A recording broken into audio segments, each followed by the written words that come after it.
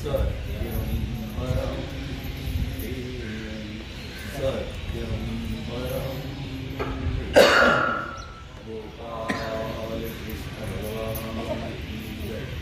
तीर्थ में जानत असे विपाये तुगा ऐसे कल्पशील मानसे विचक्षणा।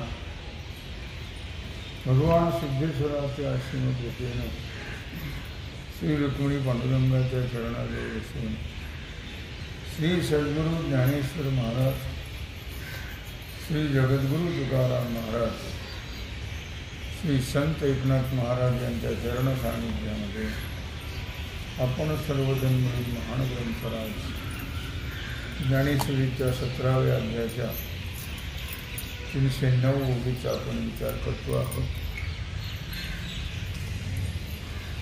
विषय आहे दान। तेथ मी जाणत असे विपाये तुगा ऐसे कल्पशील मानसे विचक्षणा।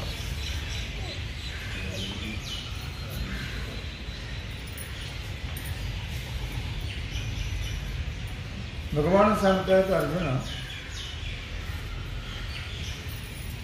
हे मी जाणतो आहे। काय जाणतो आहे मी? तू कदाचित राजसी आणि तामसी जे दान आहे त्याबद्दल मनात अशी काही कल्पना करशील तू।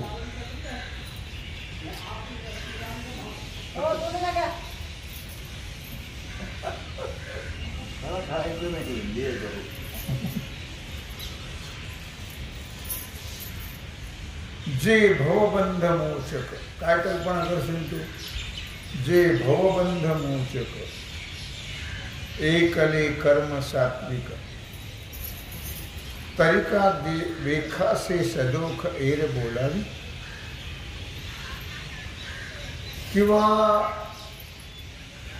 काय कल्पना करशील तू? तर या भवबंधातून, भवनाम संसार, हा संसार आता फार मोठा बंध जीवाच्या ठिकाणी आहे। या भवबंधातून मुक्त करणारे एक ते सात्विक कर्म जर आहे अशी तू कल्पना करशील एखाद्या वेळेस, तर मग विरुद्ध जे असणारे, सदोष असणारे हे दोन कर्म, एक सात्विक राजसी आणि तामस साम, हे काय सांगण्याची गरज आहे? जर एकाच सात्विक कर्माने जर उद्धार होत असेल, सात्विक कर्मानेच मुक्त करणारा असेल सात्विक कर्म, तर मग या दोन कर्माचा विचार सांगण्यात वेळ कशाला घालवला असं तू कदाचित तुझ्या मनात कल्पना येईल।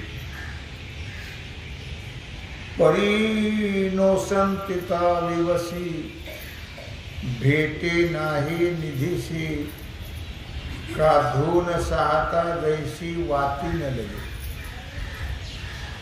लक्षात घ्या, भगवंतानी अर्जुनाला म्हटलं की अर्जुना, यदा कदाचित तुझ्या मनामध्ये कल्पना येईल की जर मनुष्याला मोक्ष देणारे सात्विक कर्म जर आहे, मग रजोगुण आणि तमोगुणी कर्म सांगण्यात वेळ काय घालवला असं कदाचित तुला वाटेल।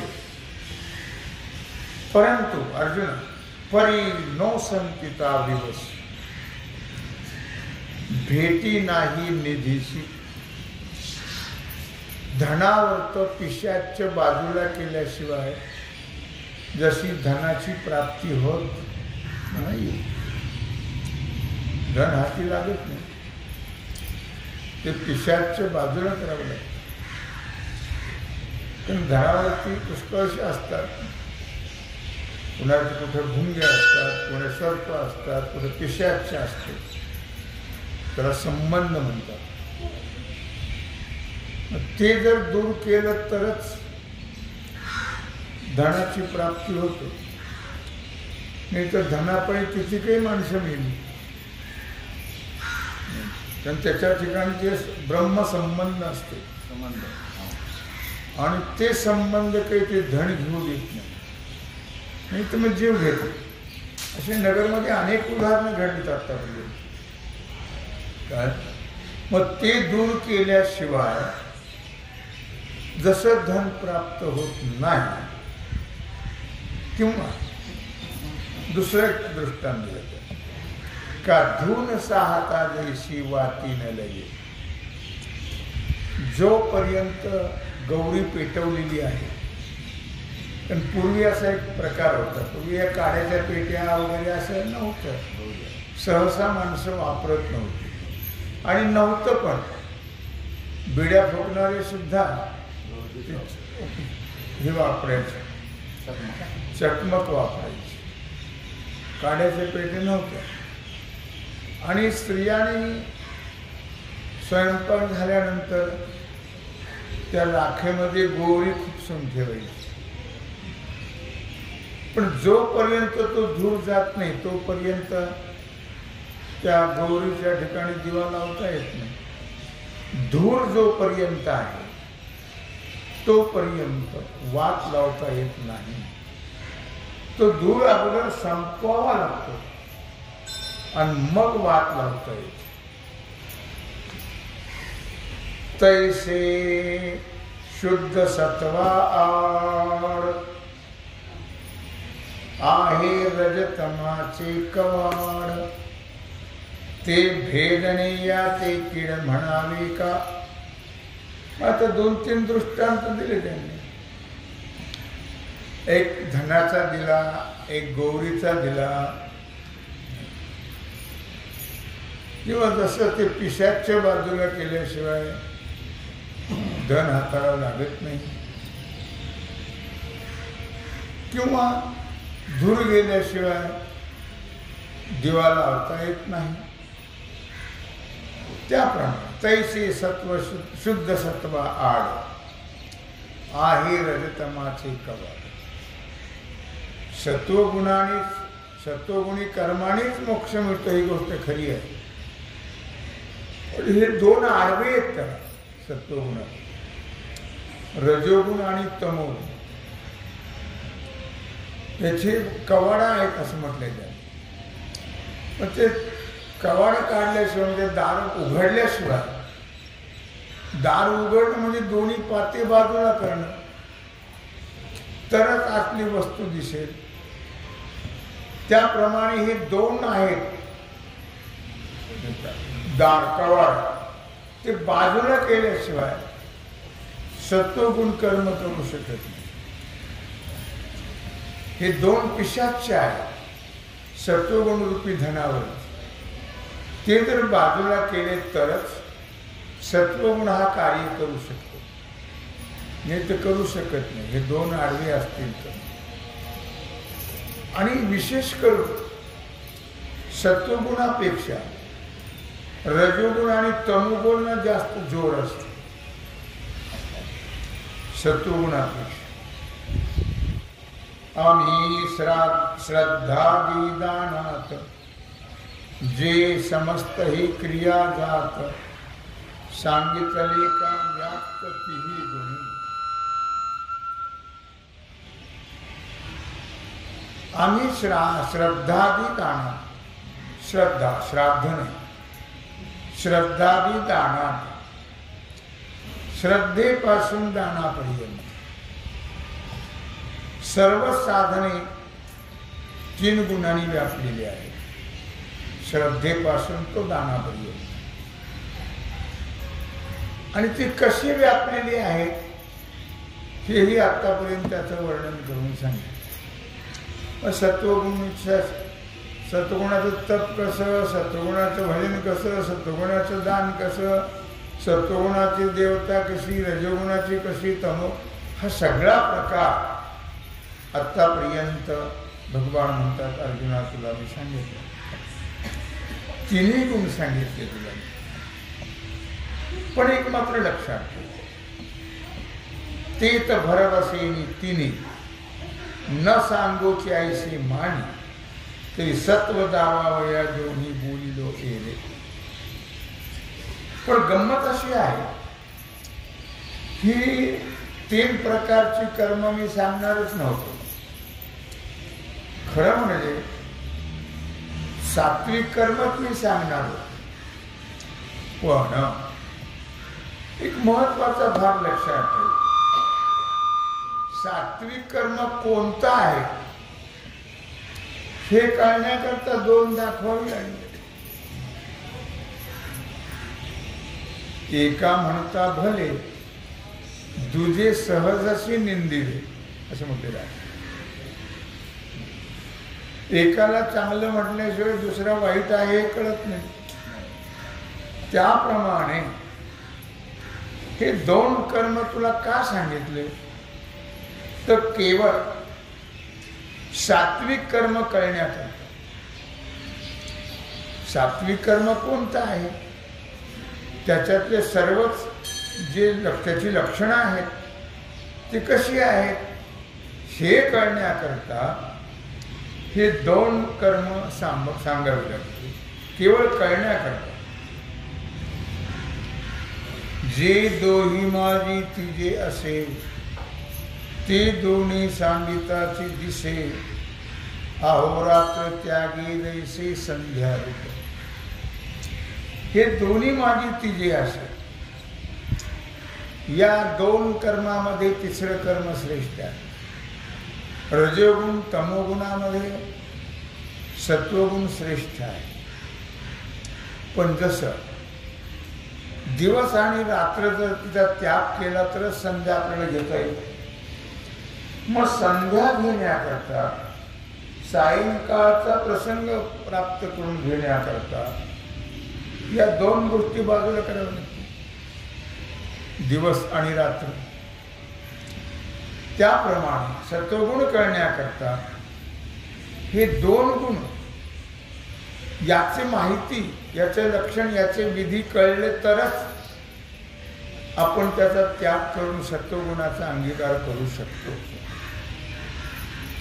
म्हणून तुला मी त्याचं वर्णन करून सांगितलं. या 2 गुणाची गरज नाही. खरं म्हणजे तू म्हणतो तर अर्जुना ते बरोबर आहे. 2 गुणाचे वर्णन करण्याची आवश्यकता नाही. एवढा वेळ घालवण्याची गरज नाही आहे. तरी पण त्या दोन्हीचं वर्णन केल्याशिवाय जसं धनावर पिशाच्य घालवल्याशिवाय धन प्राप्त होत नाही. गौरीचा धूर गेल्याशिवाय वाट लागत नाही. त्याप्रमाणे हे 2 दोष दूर झाल्याशिवाय सत्वगुण कळत नाही. हे 2 दोष आहेत फार. आपल्याला जरी ते लक्षात येत नसले किंवा रजोगुण आपल्या ठिकाणी आहे की नाही, तमोगुण आहे की आपल्या ठिकाणी सगळंच आहे. कारण आपण सगळ्याला मान देतो. तमोगुणाला मान देतो, रजोगुणाला मान देतो. आता कसा देतो मी त्याचं फार स्पष्टीकरण करत नाही. आणि स्पष्टीकरण करणं बरंही नाही. ते आपल्या ठिकाणी रजोगुण आहे, आपल्या ठिकाणी तमोगुण आहे, आपल्या ठिकाणी सत्वगुण आहे. पण सत्वगुणाचा महिमा कळल्याकरता या 2 गुणाकडे पाहावं लागेल तरच तो कळेल. नाही तर कळणार हो नाही. पांडव कसे आहेत त्या पांडवांचे लक्षण किंवा पांडवांचे गुणधर्म सांगण्याकरता कौरवाचा वर्णन करावं लागलं. हो, कौरवाचं वर्णन केल्याशिवाय पांडव कसे आहेत हे कळणार हो नाही आहे. तेव्हा म्हणून सत्य आणि असत्य हे 2 भाग आहेत. याच्यामध्ये सर्व सत्यच म्हटलं तर मग सत्याला किंमत राहणार नाही. सत्याकरता असत्याची बाजू पहिली घ्यावी लागेल. असत्याचं वर्णन करावं लागेल आणि मग सत्य श्रेष्ठ कसं आहे हे कळेल. तसे हे 2 जे गुण आहेत रजोगुण आणि तमोगुण हे गुण कसे आहेत हे कळलं तरच सत्वगुण कळेल. तैसे रजतम विनाशे तिजे जे उत्तम दिसे ते सत्व हे अपेशे भावाशी. आणि एक महत्वाचा भाग भगवान म्हणतात अर्जुना लक्षात ठेव. जर रज आणि तम या दोन्हीचा नाश झाला तरच सत्वगुण उत्तम आहे कळेल. जर तिन्ही आपण बाळगले आणि तिन्हीची भेट झाली तर काही सक्सेस होणार नाही. त्याच्याकरता हे रजतम हे सदोष आहेत. या दोन्हींचा नाश झाल्याशिवाय सत्वगुणाची महती कळणार नाही असा प्रकार आहे.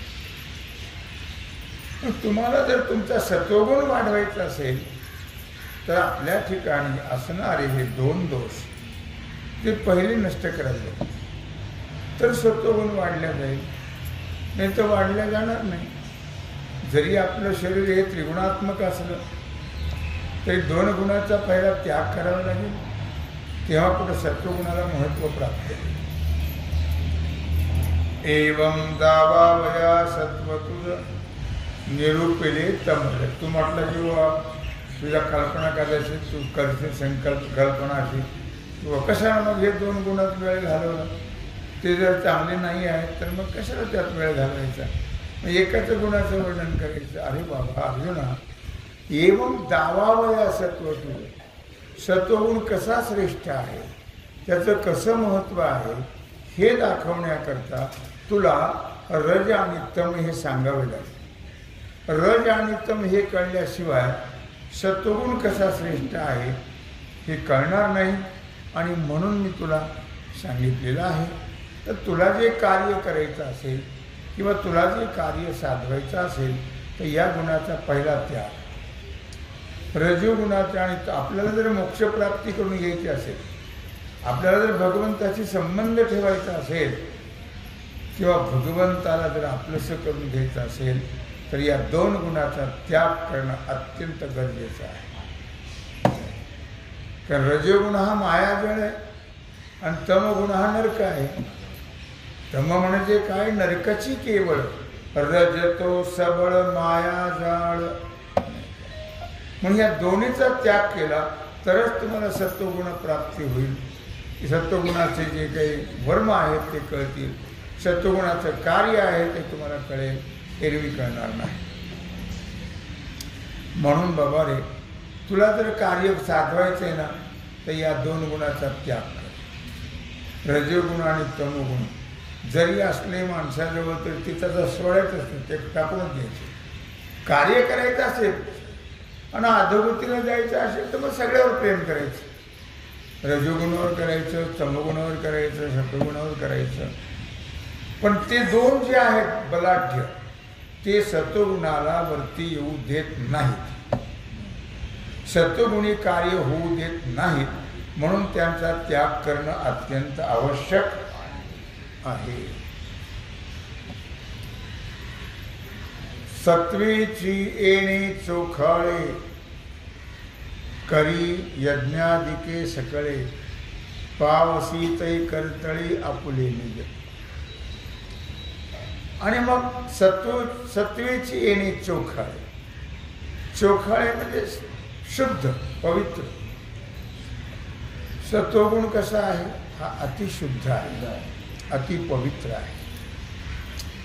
आणि म्हणून या सत्वगुणाच्या द्वारा, सत्वगुणाच्या तुकामणे इथे सत्वाचे सामर्थ्य, सत्वगुणाच्या सामर्थ्याने तू यज्ञाधिक सर्व कर्म कर.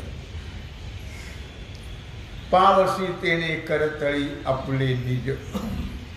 आणि मग मात्र तुला इष्टफलाची प्राप्ती तळहातातल्या आवळ्यासारखी लगेच प्राप्त. पाहायची गरज नाही, लगेच तुझ्या तळहातावर तू घेशील फळ. सूर्य दाविले साते काय एक न दिसे येथे, तेवी सत्वे केले फळाते काय निधी. ज्याप्रमाणे सूर्याने एखादी वस्तू दाखवली इथं आहे म्हणून, कारण अंधारामध्ये काही दिसत नाही, सूर्याचा उदय झाला की कोणती वस्तू कुठं आहे ते दिसते आपल्याला. अर्थात अंधारात दिसते का नाही दिसत, आणि सूर्याचा उदय झाल्यावर दिसते. त्याप्रमाणे सत्वगुणाने युक्त जे कार्य केलं जातं ते कार्य मनुष्याला अत्यंत पवित्र फल देतं, अत्यंत चांगलं फल देतं. पण या 2 गुणावर मात केली तर, नाही तर हे 2 गुण सत्वगुणी कार्य होऊ देत नाही. हे किर आवडता विखी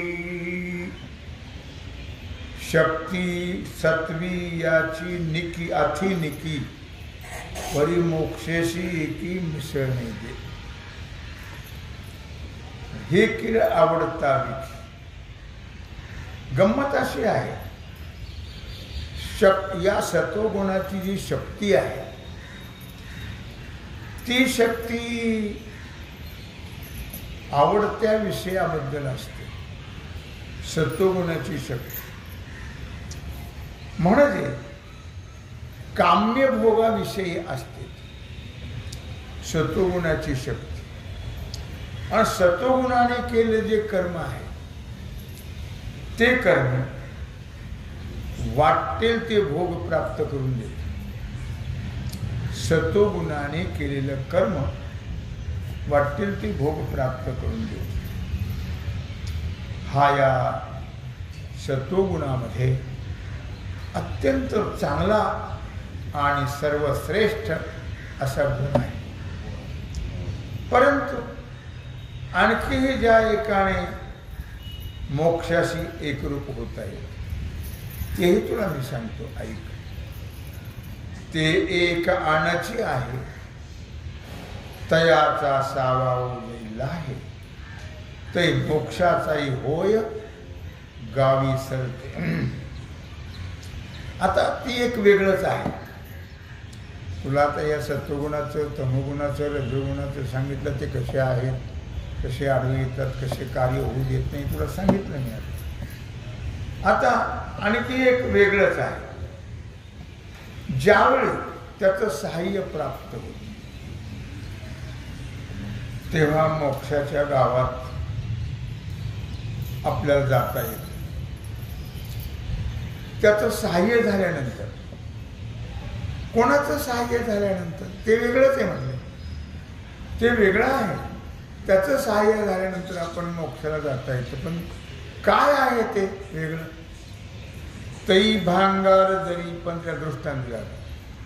पंधरे तरे राजावळीची अक्षरे लाहे तईची सरी जिया परी. ज्याप्रमाणे सोनं हे माऊली जाणाराजांच्या काळामध्ये 15 रुपये दर होतं सोन्याचं, 15 रुपये तोळा असं त्या सोन्याचा दर होता. तरी पण ज्यावेळी राजमुद्रेनं 100 अथवा 1000 रुपये मूल्य लिहिलेल्या अक्षरात प्राप्त होतं, हे राजाचा शिक्का असेल तरच ते पैसे तिथे चालतील.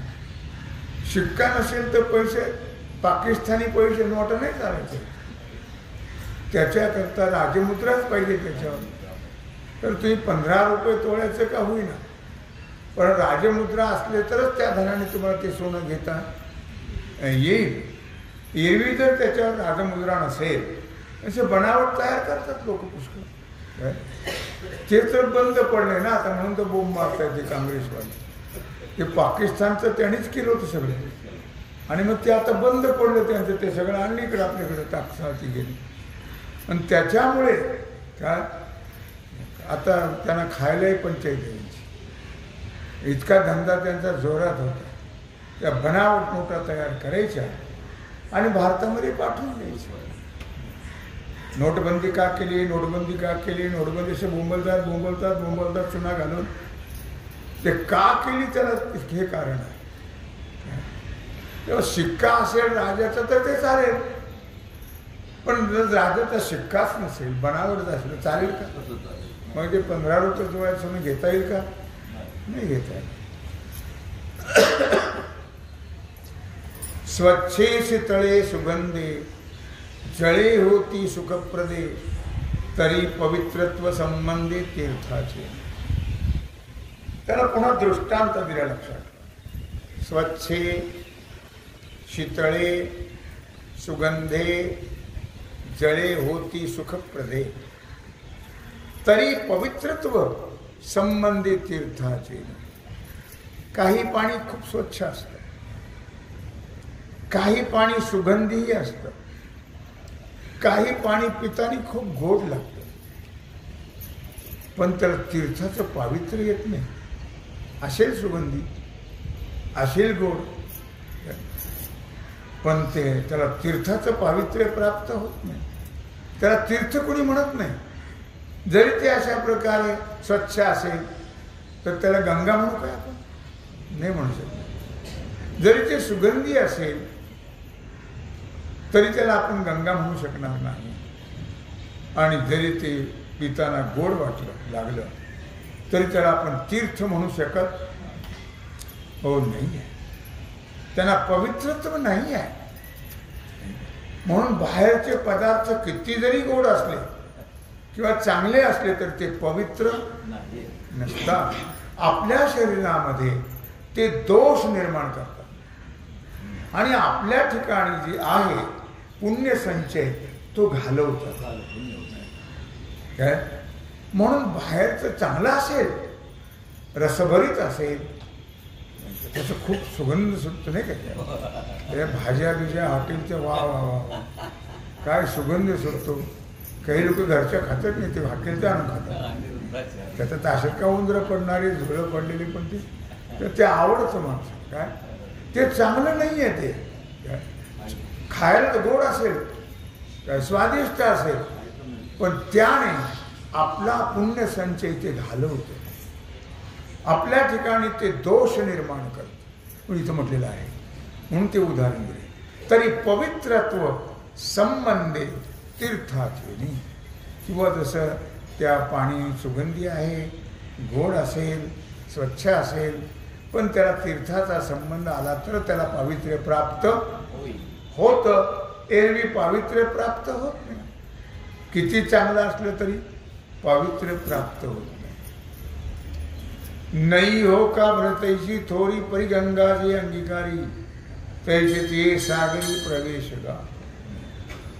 त्याची भागीरथी जी आहे, चंद्रभागा आहे, मोठ्या मोठ्या नद्या आहेत. यांना ज्या बाकीच्या नद्या येऊन मिळतात त्या जर मिळाल्या नाही तर त्यांना समुद्राची प्राप्ती होणार नाही. त्या नद्या जर चंद्रभागेला मिळाल्या, गंगेला मिळाल्या, भागीरथीला मिळाल्या तरच त्यांना समुद्राची प्राप्ती होऊ शकेल.